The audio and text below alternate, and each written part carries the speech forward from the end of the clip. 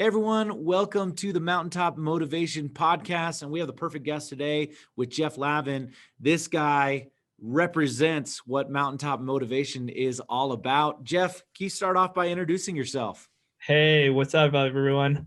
So I'm Jeff Lavin, aka Jeff the Shredneck Lavin, and I like to get awesome. Tell me about the Shredneck. I want to hear about the Shredneck. So the Shredneck.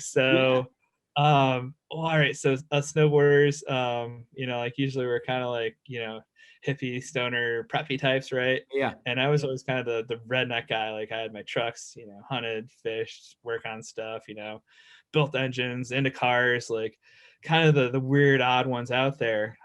So one morning in 2000, it's like 2005 or 6 or something like that, I was out at Breckenridge and I showed up my hunting clothes and they're like, what the heck's up with this guy? Because I just bagged this freaking awesome, beautiful elk, like 500 pounds. And I was like, I'm going to go celebrate and go ride the park. And usually you look like somebody from Texas showing up like that, in Colorado. They're like, who's this guy? And then first round, like backside 5, cab 9, nose grab, which, kids are doing that like first run now. But back then, that was pretty good.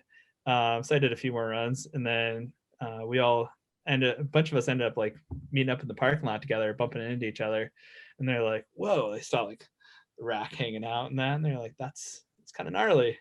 It's kind of extreme." Like, whoa! And I was like, "Hey, man, like I'm getting this processed. I can only keep a few hundred pounds in my fridge. Do you want some? Shoot me your number, or give me your number. I'll shoot you a text when it's ready." And then the next year I came back and they're like, "Oh yeah, no more ramen. Sick, dude. The Shredneck's back." And it just kind of stuck, because I'm the guy like having Realtree and stuff like that, Realtree camo, and just the redneck, good old boy snowboarder. So The redneck who could shred is what it was. yeah, redneck. I love it. Redneck, and just take those 2 words. That's awesome. Well, let's get into your career as a snowboarder. I want to start there. I think it's really interesting. Well, first give us a little overview of your career as a snowboarder, and then tell us how you got into it. Yeah. Well, so it all started with my awesome parents.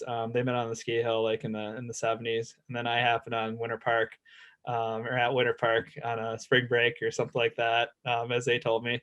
I was born on the winter solstice, December 21st, 81, a long time ago in a galaxy far, far away.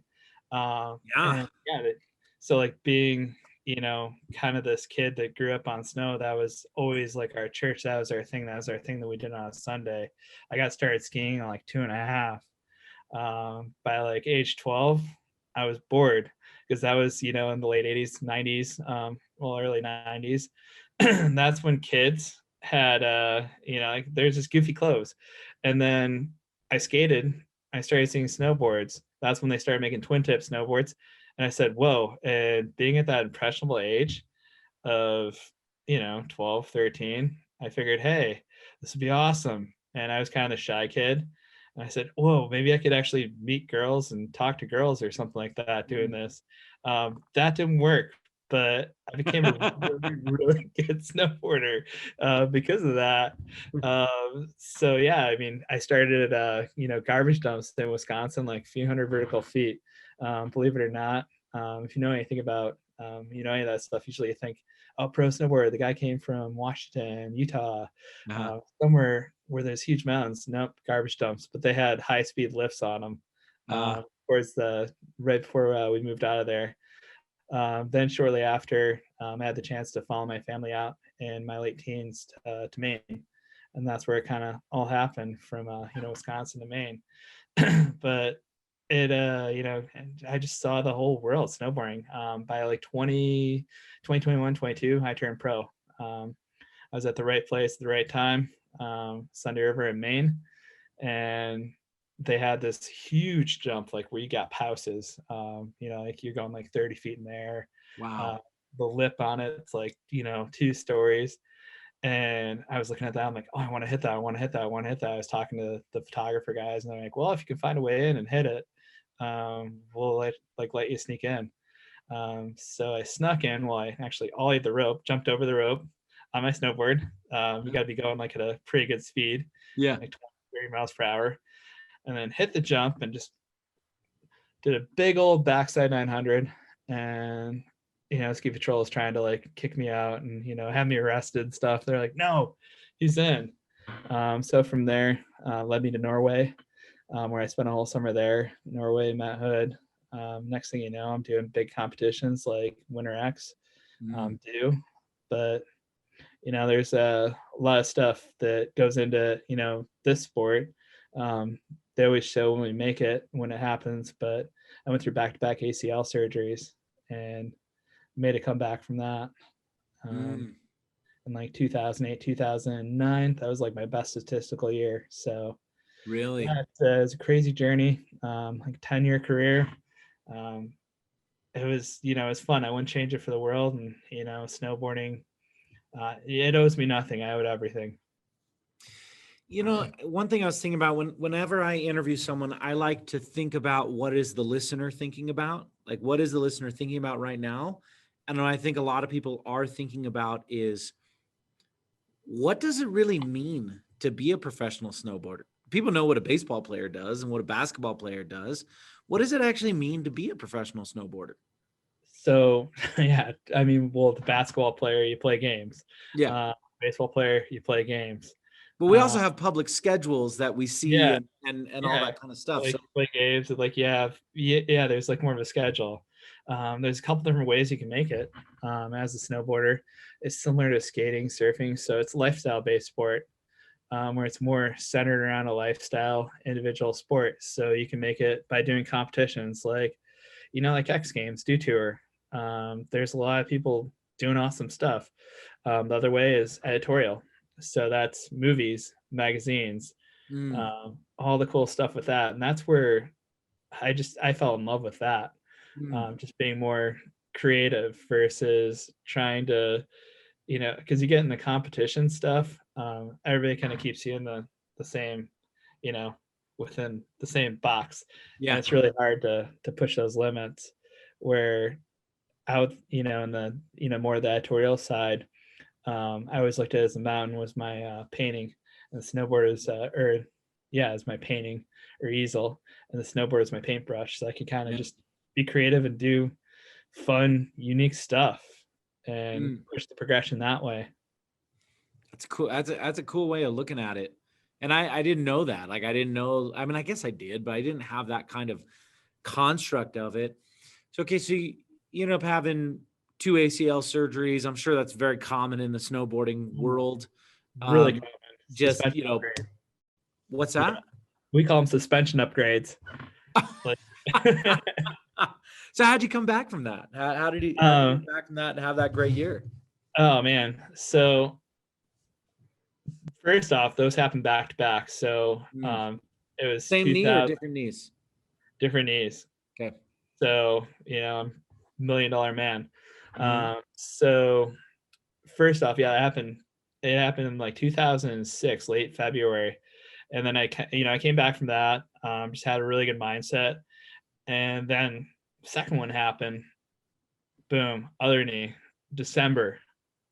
So like 3 days into like the 2006, 2007 season. Wow. And that was like more defeating. I crawled in a hole for, like a week or so, and like I didn't want to talk to anybody. It was just in kind of a funky head spot. But what got me out of that was, just embracing my community. With the first one, I went back and studied kinesiology and, got my personal trainer certs and just learned stuff. So community, with my second one, I knew it was going to be crucial. The second part was, man, I knew I wanted to learn stuff. I wanted to learn some cool stuff and connect with people. So I created my own community because I was out in Maine at the time. And if you've ever been out this way, there's not a lot of people. Very sparse. Some parts there's like more moose than people or more animals. So how do you create a community when you don't have a community? I mean, I have my local community like my gym, but back then there was MySpace. Tom was I was on MySpace. Oh, Tom was my first internet friend, man. Yeah, like everyone. What happened to that guy? Actually, I follow him on Instagram. Okay, actually, I'm curious. Where is that guy? What is he doing? Tom? He's just taking really cool photos, and like he escaped like the normal life, and he goes to like cool places, So takes a did he photo. did he just cash out? I mean, did he? I mean, what I'm always curious. Like, Yeah. I'm it's none of my business, but I am curious about like his financial situation. Oh, Like, Tom, yeah. I so think was he he able to bought just it. make a bunch of money back then, and then just kind Yeah, of I'm just he living exited the life now? MySpace in 2007 or 8 or something like that. Rupert Yeah, Murdoch I bought think it. it was more like 2006 because I got on it. I want to know. Let's see. I got on it. So maybe it was 2007. I got on it at the very beginning of 2008. I remember where I was in life at the time, and it was like early 2008 is when I got on, and people had already been on it for a while. So maybe it was '07. Yeah, I got on it in like 2005 or so. Okay, Yeah. cool. And before that, there's another cool site called snowboard.com. That one is really, really cool. It's like LinkedIn meets snowboarding and Uh-huh. all that. But everybody started going to the MySpace. The migration happened there. Yeah. So I had this big following of like 30,000 people on MySpace at the time. And I was like, well, what can I do with this? I have a website. So I started just talking about all the stuff that I did on my website. So I made stuff like app race, like where do you go after you're done snowboarding in Lake Tahoe, Colorado, Utah, all the cool top rated spots, like what's there to do around this town? Like where should you go? Where should you visit? And then I just started expanding that and just adding other stuff, other sports and stuff that I like to do, and brought in people like that, like, yeah, surfing, moto, skateboarding, like where are the cool spots of stuff that I like to do, but also where do my friends like to go? Yeah. So I started just putting that in there, and that started getting me good SEO. And you did that on that snowboarding platform? Yeah, well, now in Cool. snowboarding on my website, on my personal website, I Oh, just cool. That brought people over. That's awesome. yeah, started like pulling people over like early on. At the time I was like, well, I got 6 months because it takes 6 months for an ACL to, fully heal when you get the graft and all that. So I got 6 months to kind of figure out where I can go with this and where I can take this. So I was able to grow it and then get bought out by the competition from that. Mm. But part of that helped me They ended was, up buying you out. yeah, Wow, I, cool. I mean, I probably should have taken a lot more. Uh-huh. Uh, I should have taken, they gave me a 5-figure offer, and I said, "Oh, cool. This is probably like what I could have made snowboarding." Uh-huh. Uh, all right, okay, Yeah, yeah, yeah. yeah, shut up and give me the money. I'm not gonna say no. I probably should have been like, well, Yeah. hmm, You also just don't know what you don't know, at yeah, the age and yeah. that kind of thing. But It that was kind of cool. reminds me, are you connected with Tony Watley? No, Tony Watley I need he to has be. a group and a community and an organization called 365 Driven. Yep. And his whole background, he also wrote a book called Side Hustle Millionaire. He's spoken at a couple of my different conferences and things. But anyway, he's a guy he's an engineer, as his career, but he loves cars. And so he started a car forum back in like the late 90s. He like a forum all about cars and stuff like that. And then like I can't remember what year it was, probably around like 2008 or 9, something like that. I don't Tony, I'm sorry, I don't know what the years are, but he sold that car forum to it was this was at the time when all of a sudden magazines are stopping being effective, and so now these magazines are trying to go online. So what is the real value of any business? It's the customer base. So we're going to go online, we're going to purchase this car forum so we can automatically have all these people that are online. I mean, him and his partner, they sold it for like $2 million, like Nice. this thing. But it kind of reminds you of the same kind of thing. But Yeah. this is also a 6-month turnaround. That's awesome. Yeah. I was like, whoa, I made money off of this. Awesome, cool. Now the time is to get back into snowboarding. That's Uh, awesome. but what it taught me is press and social media are two really key things. As far as building that, and then building community and just building followers and sharing your story. I mean, around the same time too, I wrote my first book, Getting Back in the Game, where I Mm. kind of shared my life story, and then said, all right, let's build. And really my intention with that was just to gain more sponsors, gain more fans. What I learned with sponsors, because I wrote for Monster Energy, PacSun, Oakley, and stuff like that. A few of the big hitters out there, is as long as you're getting them press and exposure, they're happy, they're excited. It didn't matter how, and as long They don't as care if you're on the mountain or not. They care that you're getting yeah, them. they don't care. As long as their name's getting out there and you're generating following and sales are transacting from that. So that was my goal with the book, was to, build that and become, the people's champ, with that, and tell my story and just get everybody psyched and be like, yeah, you can go back. Because everybody, I mean, even sponsors wrote me off after you've blown up both your ACLs, you've been off snow for, year and a half or something like that.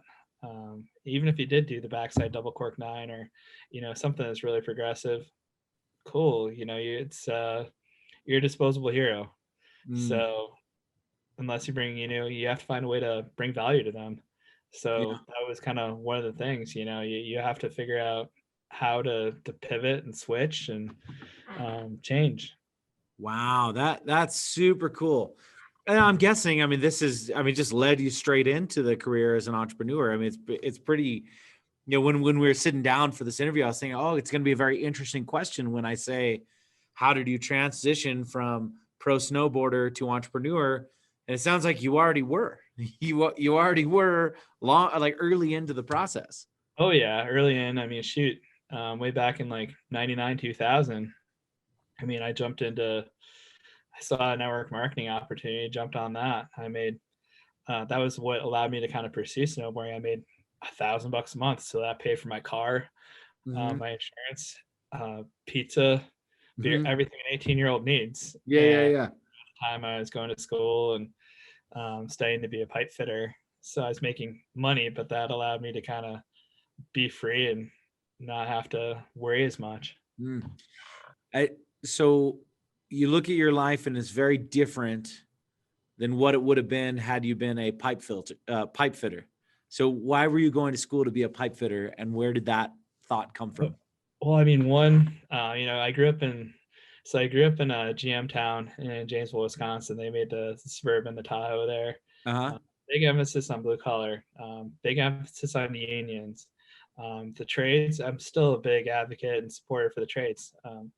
I'm a hands-on person. I like working with that with my hand. But pipe fitting, if you have a welding mask on, it's also the reason that nobody would talk to me, because I was kind of that person. I just wanted to be heads down, do the work. I could put some music on and just get stuff done and kind of be in that flow state. And then I was also thinking, long term, I was like, well, I could become a master fitter and have my own business with employees. So I was really kind of thinking about, all right, I'll put my time in, but I want to go further and have my own outfit, or my own practice or trade, or my own group, my own crew, and do that. That's already where I was thinking. And shoot, my mom's side, they're all entrepreneurial people. My uncle's involved in computers. He did the drawstring for sweatpants, had the patent on that. My grandfather did the Venetian blinds for the Sears Tower. He did that whole contract, every single blind in there. At one point, probably not anymore. Yeah.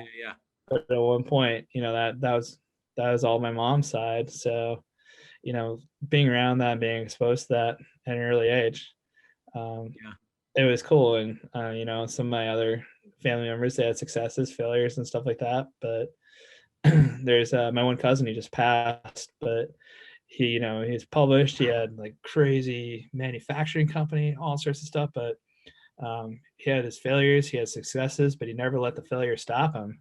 And seeing that, and just seeing kind of the freedom and the lifestyle they had and everything, it just encouraged me to.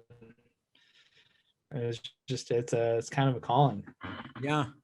Well, it's interesting that like you talking about being a pipe fitter, and you were talking about being an entrepreneur anyway. Like you were like, I think that there's something about whether it's nature or nurture. I don't know.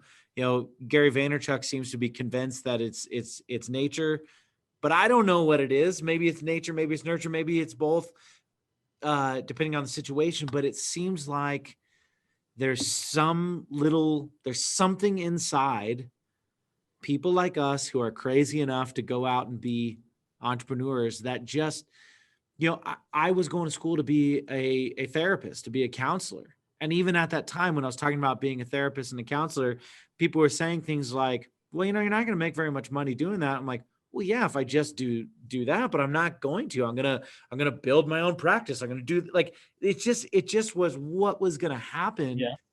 is what was in my head. I don't know. What are your thoughts on that? On where does that desire to become an entrepreneur come from? Not just in you, but in people in general. What do you think about that? So I know where it started for me. Yeah. Uh, when lemonade stands, but I figured out that, all right, lemonade stands are great, but that's when I started selling the stuff from my mom's house. Like I started selling the lemonade mix, the sugar, and all that. I was the supplier to the lemonade stands. And it's like, how many lemonade stands can we set up on the corners? And like, how can we franchise this at like, age whatever? It was the bartering and the trading that I used to do, all that.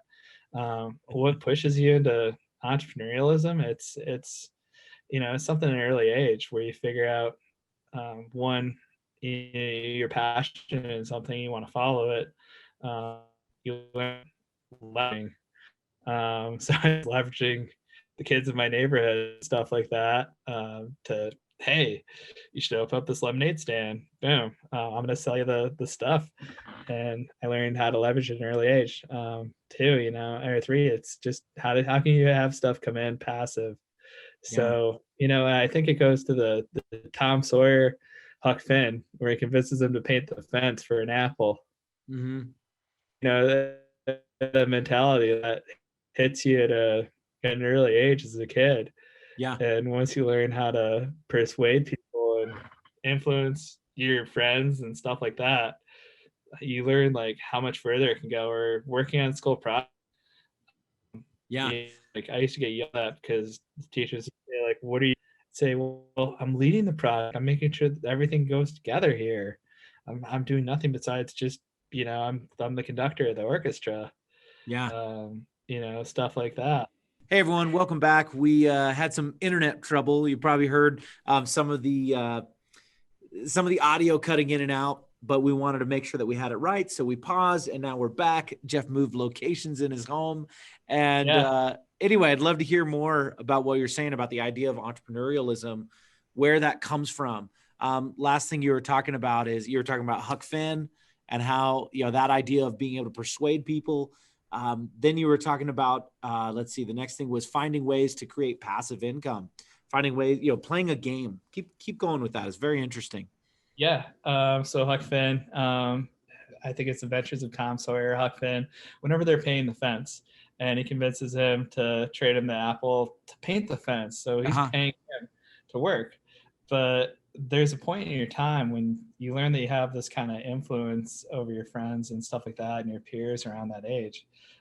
I learned that at a young age, and I learned leverage, by creating as many lemonade stands as I could in my neighborhood by going out, and my mom would actually like let me buy stuff like supplies like sugar. Here's a lemon. Yeah. Here's the premix. That convincing people that they could set up shop. There's like 3 or 4 of them in the neighborhood, but I learned how to leverage. Because all I had to do is go supply them and ride my bike around and check on them, see if they needed any more, and that kind of led to leverage stuff. And then early on, like in life, I was always encouraged to create passive income. So take that and invest it into other streams and diversify. So check out with this, my parents started showing me stocks at like 7 or 8. Yeah, this is stocks. This is, this creates this creates compounded interest and stuff. This is the difference between bank interest, this, that. So learning that at a young age, it just kind of sparked the bug. And then all the other stuff that we have, like from videos and all the, other stuff you're kind of introduced by. I think I watched an infomercial on real estate once I memorized the thing, where they were talking about how they made passive income on real estate. And I was like 16 or 17. I said, whoa, what the heck am I doing trading my time for money? I mean, I'm still investing and creating other stuff when I was like 16, 17, but shoot, I was like, what am I, there's so much more. This Yeah. is how rich people get rich. And I remember I hated reading fiction books and stuff like that. One of my favorite books was The Millionaire Next Door. Mm. It talks about a guy that, he's a millionaire. He drives a beat up old F-150. And he makes, he has $1 million or something like that, diversified. And that pays him $50,000, $60,000, $70,000 a year based on the dividends, the interest, and whatever else that he makes. So that got wheels spinning early on. That's really cool. I never understood that this whole thing was a game until like just a couple years ago. Like just a couple years ago is when I started looking at it as a game. I grew up very much in a working household kind of thing. My parents are teachers. That's kind of the model. And so the idea of going and being an entrepreneur was not something, even though my dad was an entrepreneur at one point. At one point he had some really cool things going on, owned a couple franchises and things like that. But then there's some times when there's some crashes and some kind of unfortunate things happen. He goes back to school, becomes a teacher. So my encouragement, a lot of it was go find something steady, go find something that is going to be reliable. And even though I never did that. I mean, I really have never had a real job. Like people ask me all the time, like, well, how do I leave my corporate job and start doing this full time? And I go, I don't know. I've never done it before. That's not my experience. But I realized that I came into entrepreneurship still with a very employee mindset, still with a very employee working class mindset. And it wasn't until a couple of years ago when I just went, wait, this is just Monopoly. This is just a game. It's just a game. And when you think about it like a game, like it just takes away all the pressure. It takes away all of the just little nuanced challenges. It's a game. Yeah. It's all a game. Yeah. The game of money and just making your money work for you. Like how many times can you get $1 to go work for you? Yeah. Can you turn $1 into $4 or $5, $10? Yeah. What's it take? How many different ways can you do it? Yeah. And then diversifying it. Because what's that saying? Don't put all your eggs in one basket. Yeah. Totally. That's one thing I've learned that a few times too, just the hard way. Don't put all your eggs in one basket. So, shoot, building snowboards, don't put all your eggs in one basket. Don't depend on one sponsor to cover your bills. I had 10 sponsors as a snowboarder. So I was able to make a decent living where I didn't have to really have, a day job or anything like that. I wasn't absolutely killing it like Shaun White, but it was enough to be comfortable, man. Yeah, I think that's a super cool thing. Let's go into your career post snowboarding. Let's go, post being a professional snowboarder. So I know then you went into creating your own snowboard company, your own snowboard brand, and all that kind of stuff. I'd love to hear what happened there. Yeah. So have you ever heard that saying, every athlete dies twice? No. Okay, so I'll explain. I think I get it, but let's hear it. Yeah, so I'll explain. I was 29, 30, 31, something like that, in between that age, so late 20s, early 30s. I hung it up, right? Retirement, usually you're, 60, 70, if ever these days. But, we have all this time, all of a sudden, like you're here, but you got all this to do. And what do you do with the rest of that? So I looked at, all right, I said, I go back to school. I didn't really like school and sitting around and doing that too much. I was more hands-on. Yeah. So I was like, all right, what I'm gonna do is I'm gonna go, back to the trades for a little bit and figure out, kind of my next move. It'll come to me. And I think it was right around 2011. I got this itch where I said, you know what, there's a niche that needs to be just figured out, like with snowboards, with my brand. I got some ideas. I want to create my own brand. I have no idea. Well, I mean, I was able to watch from sponsors, from the marketing side, from the way 10 different companies function and all that. But I had no idea of how I was going to kind of do it. I just did it just because I wanted to. And it was, kind of a significant anniversary, 8/3/2011. In 96, I got in a pretty serious accident where I had a TBI. So I said, you know what, I've lived this long, and all of us, being alive, it's, it's like 1 in a million, or it's a miracle. Yeah. So I said, you know what the heck? I am just going to jump in head first and swim. And if I can't swim, whatever, but it's going to build some experience. So one, I'll be able to do something with it, because, the safety point was building the experience, so I could be employable or, consultant, or I'd have some value in the industry somewhere, somehow, even if I did fail safe. That was kind of my fallback. But then I said, I'm going to sink or swim. Made it past year 1. Year 2, had to really learn how to swim. Year 2 is always the most difficult in any business. Year 3, we really figured it out. We were able to come across, an amazing material. Had a really kick butt graphic artist, where, like we were talking about scaling the other day, and this guy could draw stuff that like was beyond my imagination. I'd be like, well, dude, make the pizza guy. Like, I want to do this food series board.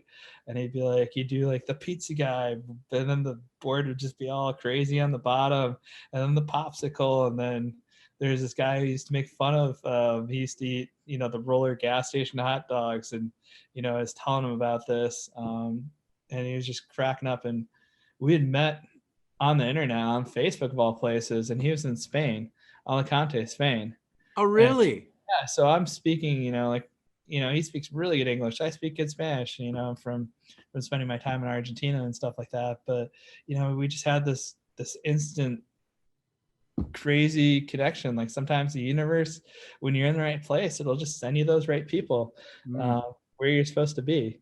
So we had this amazing graphic program, and I remember talking about the roller hot dog guy. This guy, I love those the pictures that you posted. I mean, yesterday you posted the Star Wars one because it was May the 4th yesterday. Oh yeah, I saw you post a Star Wars one. Yeah, so we had a whole cool series of like Return of the Shredneck, because I love Star Wars. I saw episode 7 probably like 10 or 12 times. Nice. Yeah, I got a big Star Wars, like, where I could repeat. I love Star Wars. I love it. I could talk the lines of the movies and stuff like that. I just knew everything that was happening as it was happening. So totally. Were you a big Mandalorian fan? Huge Mandalorian. I mean, anything they put out. That's like, I mean, I love Star Wars, like all, Star Wars, but like in terms of the, even though I'm a huge Disney fan, but I'll say this, the Mandalorian is, in my opinion, by far the best of any of the Disney Star Wars stuff that's come out. Like, it's unbelievable. 100%. It's amazing, especially that last ending when Luke, I know. Is it appropriate to say things? When is the statute of limitations of when something is no longer spoiling? I know this. Well, I actually can't say this, but I know parodying is 77%. If you do anything more than 77% of parody. No. I mean, statute of limitations of something being, you're no longer spoiling something. Like, how long is it before, like someone, this was like a year ago, I said something about the end of Harry Potter, and they're like, whoa, spoilers. And I was like, no, it's been long enough. I don't need to be careful, but I don't know. It's only been a year. Do we still need to be careful of what we say? We're not on Google, but you should definitely watch that, because I was like, What? No way. Like just the ending of that, I was Oh, just yes. like, Yes. the ending. That's what I'm saying. Like I just, Oh, yeah.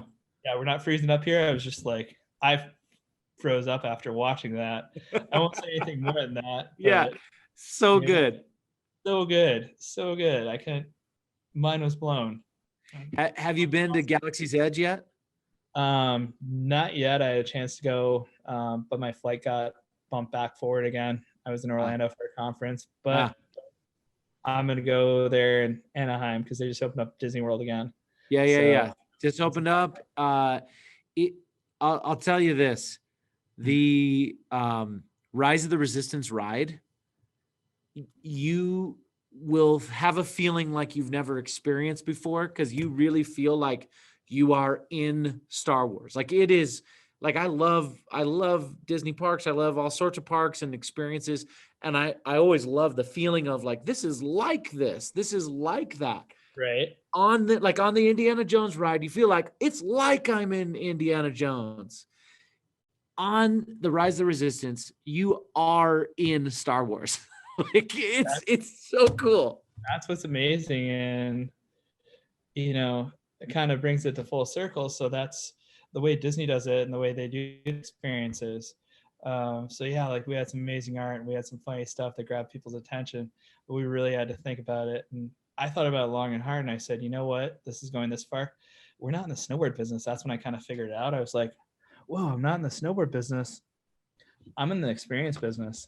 Yeah. I'm in the experience business, and we really got to create the ultimate riding experience. So that was, a big part of our thing. So we looked at the board from the outside in, the inside out. I even went and took a consulting gig designing boats, so I could learn more about CAD and everything like that. Mm. Boats are trigonometry, geometry. There's not a straight line on one of those. Snowboards, you got a little bit more to work with. And if I could figure out something as complicated as that, then I could figure out a snowboard. So that was kind of like my self-education. So I learned Rhino CAD within a couple weeks, and I learned SolidWorks within a month, and then CATIA. Mm. And then from those two, and then we found a composite stuff called Anegra. It's a high density polypropylene where a lot of boards use fiberglass. Fiberglass, it's shattered. It has a low tensile strength. It's great when it's surrounded, because in a snowboard you have it's like a 5-layer sandwich construction, Mm. and you have your plastic base layer, your fiberglass, your wood, or core layer, then another layer of fiberglass, and then your top sheet, which is usually like a form of plastic. So we figured out, all right, let's change that. We started experimenting. This stuff was impossible to mix just alone, because the resins and bonding and stuff like that wouldn't work. So where we're successful was using carbon fiber, intermingling it with it. So we were able to shave off weight, and then also you get like rebounds. So like 1.5 to 2 times what you put in, you get back. So all of a sudden you're getting higher ollies, turns are easier, stuff's easier. It's like cheat codes. Wow. Especially for us 30-year-old guys, we're still riding park and popping bigger than some of the younger guys. And they're like, what's What are you this? doing? What are you doing? What are you doing? Wow. So next thing you know, people are looking into it. We filed for a patent, went through that whole process, ended up winning an award, JEC Sporting Goods in Paris, France. Won that a few times in a row. Well, not in a row, but like won that twice. Yeah. So for innovation within sporting goods, because one, you got that rebound, that back. Two, here's the thing: in a full failure situation, when you crease the top sheet in a snowboard, it's gone. It's structurally compromised. We were able to retain structural integrity at an 8% rate with that, and it had higher failure points. So it took, putting stuff in it, everything we test, we put in a full failure situation. That was just way higher, way better numbers. I could say the science stuff out there, but it was amazing. So Wow. then we went back and we figured it out, where we said, all right, now we got we got this amazing stuff. So then we started going back and saying, all right, let's look at the whole drawing board.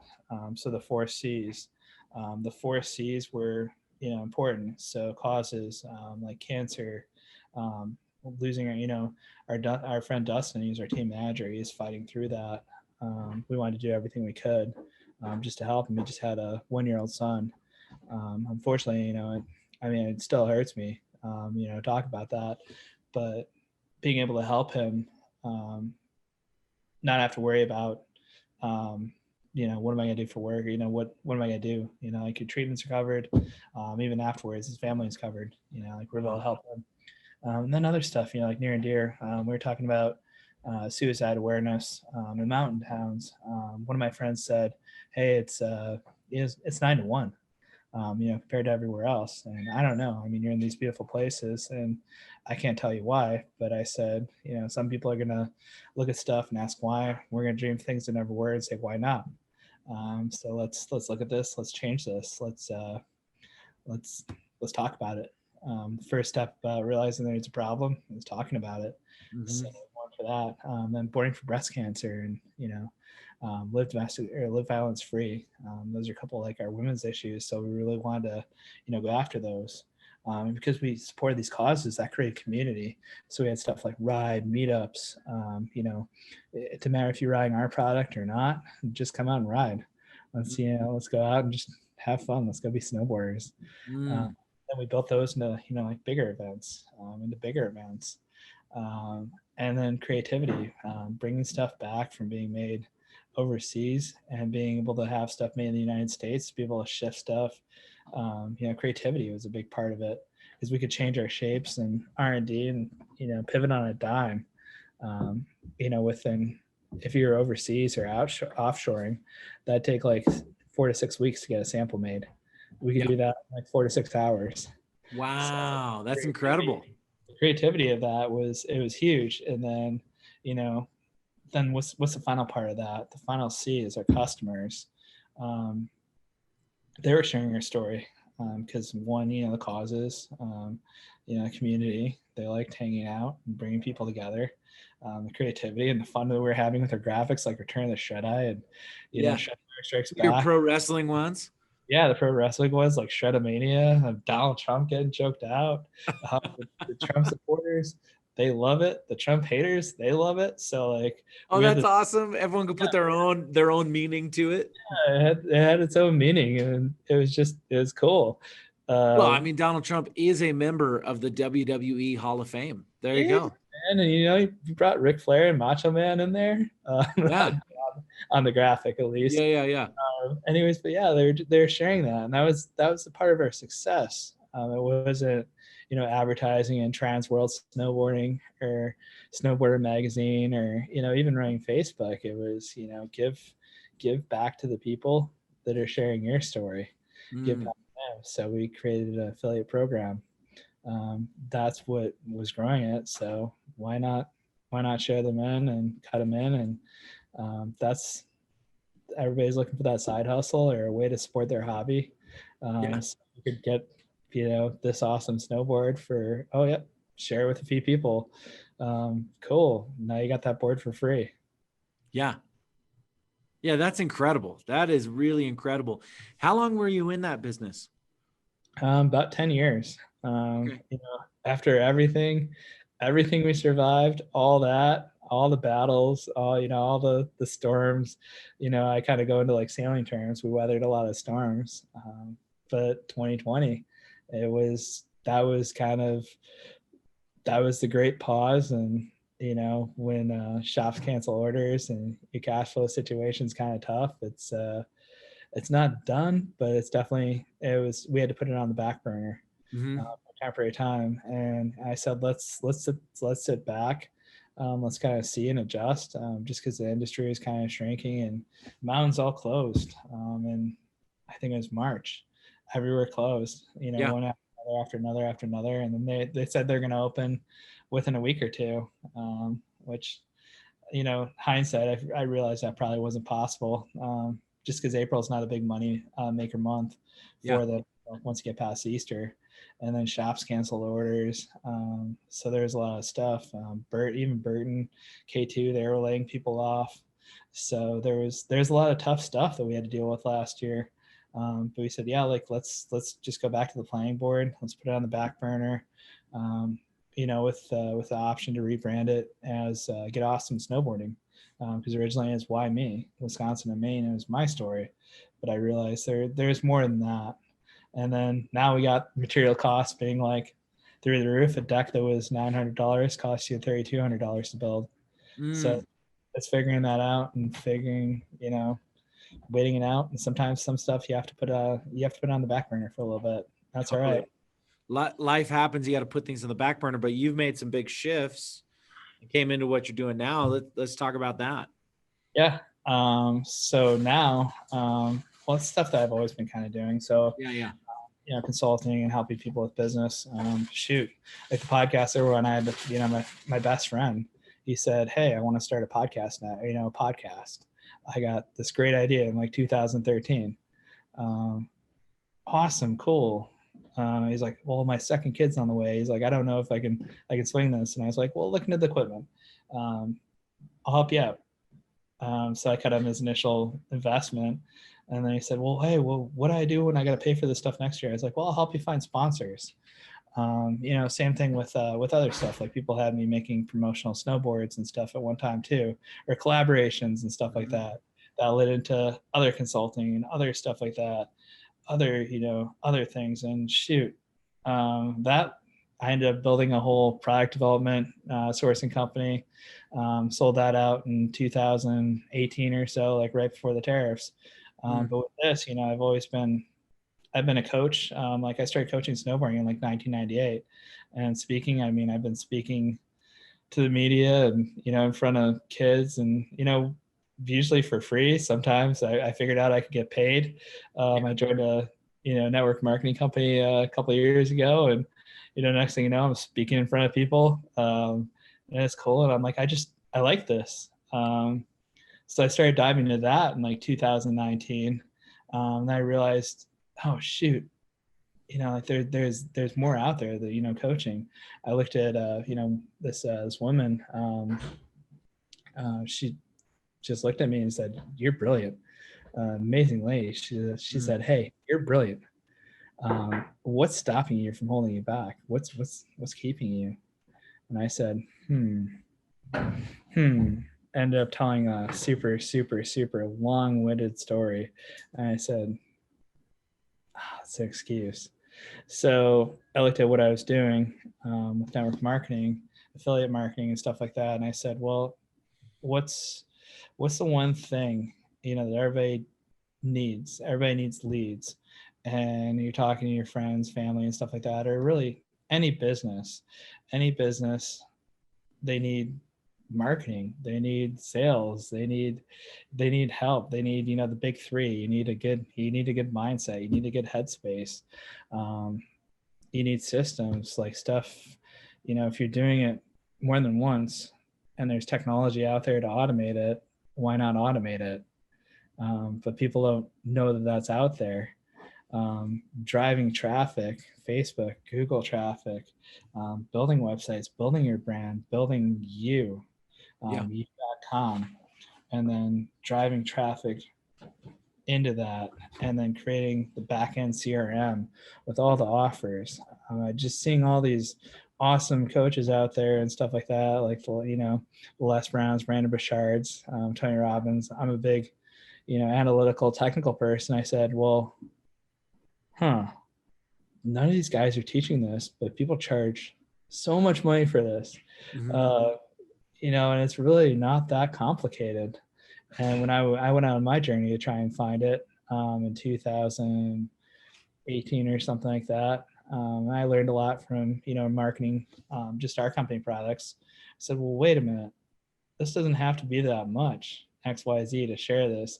A lot of people are pushing in high ticket. I said, why can't we just make this for the masses?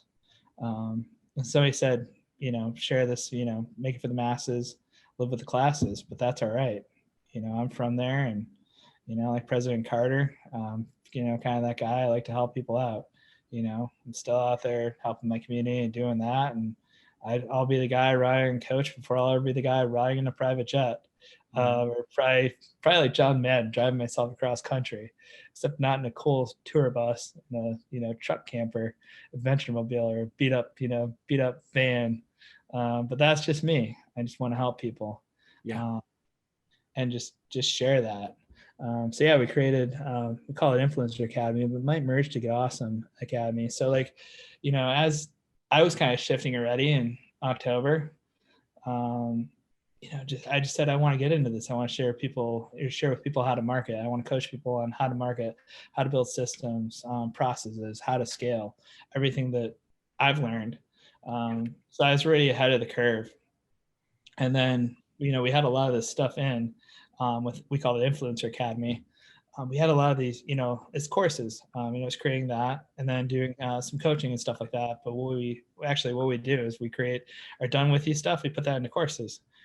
So like we're coaching a lot of people on how to do it, but also we're cutting it into courses. It's kind of like the way books are made, the audibles and books are made backwards. Books made from the audible. Little secret there, marketer secret. But yeah. So yeah, we're doing this and we're sharing it. Pandemic hits, doing the same kind of thing with the 4 C's, creating community or causes community, creativity, and then customers giving back through an affiliate platform. But March, so many people got put out of work, especially the restaurant industry. And, I was in South Lake Tahoe at that time. I know so many people are just like, what do I do? What do I do? And yeah, they're giving you stimulus, but I mean, how many people can make it happen on $1,200? Yeah, no one. So I said, you know what? This is their chance to help. And I've been on the internet for a long, long time. And I've been doing this for a long, long time. And we're the Sherpas. So for us, every generation has their calling. And I just really felt the need. So I said, you know what? We're going to open this up for free until stuff kind of gets back to normal. I mean, we're still not there yet, but let's open it up. Let's help people. Wow. And how long were you open? How long did you do that where it was free? Oh, it's like till like July 4th. Wow. That's amazing. That's incredible. That's absolutely incredible. Yeah. Jeff, I could talk to you all day, but I don't have time to talk to you all day. So tell us about the book. Yeah. So Get Awesome. Where passions meet purpose. Above and beyond. It's all about it goes through my life stories. My life stories, facts tell, stories tell, but they help you connect. And within every one of those, there's a lesson and stuff that we go through, like exercises, like manifestation, stuff that I've taken from snowboarding, like we call it the ATML, approach, takeoff, maneuver, landing. But we've kind of constructed that and put that into life. Like, how do you approach stuff? What do you take from it? How are you going to maneuver and pivot? Where are you going to land? So there's a lot of cool exercises in that. And really, I wanted to put that out there in the whole personal development space and share that with the world and, help people with their mindset and just get above and beyond. Cause I mean, man, I've been through so much in my life, from TBI survivor at 14 to, like I had a massive trauma when I was 18 to, being physically addicted to opiates after spending a month in ICU, getting above and beyond that. And then there's all the stuff that we find in life, stuff that, if you can't go, you got to find a way around it, whether it's above, down, up, over, through, doing whatever it takes. But the stuff that's helped me get through all that is what I've shared. Yeah, that's awesome. So where can people get the book? So one, my website, jefflavin.net/getawesome. Two, also on Amazon. If you go into Amazon, just type in Jeff Lavin or Get Awesome up there. Very cool. Very cool. Awesome. And is that the best way to get in touch with you also is just go through the website? Well, actually, I kind of make a joke. I'm on all the social media platforms. So whatever you're comfortable with, I'm on Instagram, Twitter, YouTube, Facebook. no longer MySpace. But Yeah, anyway, they got yeah. rid of. I can't have a MySpace account. I want a MySpace account. Oh, let's make MySpace great again. Let's bring it back. I want to hang out with Tom. I Yeah. actually want that guy. But no, like any of the ways you're comfortable getting a hold of me or in touch with me through the website, any of those, it's great. It's like peeing in the shower. It all goes down the same drain. So it's like it all comes back to me in one way or another. And don't pee in the shower. It's gross. It's just a joke. Oh, that's great. And with that being said, what's your last words of wisdom for people who are listening here today? So with anything in life, practice, patience, persistence, those three, build belief. Belief is what it takes to go beyond that. And that is fear. On the other side of fear is freedom. Freedom, it's fun. That's awesome. I love that, man. That's wonderful. So we like to officially end this show every time with a virtual fist bump. So bring it in. Boom. All right. Thanks, Jeff. Yeah, my pleasure, Jake.